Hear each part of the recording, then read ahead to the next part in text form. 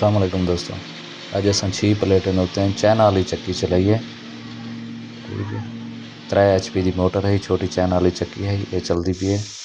ठीक है, modern company की मोटर भी मॉडर्न की 3 HP की 3 फेस मोटर है, इन टाइम चलती खड़ी है। 6 प्लेटें उत्ते प्लेटां बगैर फ्रेम के लगे पैन 585 वाट आ। ठीक है, इन्हें दाने पैन चक्की चलती पी है, आटा बने नहीं पी है।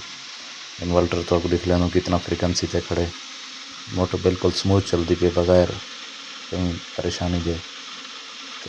आज कुछ बादल आए दिन लाइट घट है, फ्रिक्वेंसी थोड़ी घट है, फिर भी बहुत अच्छा काम करे नहीं पिए। ये सारा इन्वर्टर लगा खड़े, इन्वर्टर नज़दीक हैं जो लिख लेना कितना फ्रिक्वेंसी देते हैं चलता पाए। 34 देते हैं, 6 प्लेट ने 34 तो फ्रिक्वेंसी से चलता पाए। चाइना वाली चक्की ते 3 HP की मोटर लगी पी है। मैं तो नेम प्लेट लिख लेना मोटर की, मॉडर्न कंपनी की है। ठीक है ना, 3 HP की ये मोटर लगी पी है, सारी बेहतरीन काम करे नहीं पी, ज़बरदस्त चलती पी है। 6 प्लेटें होते हैं, चक्की बिल्कुल सही काम करे नहीं पी है।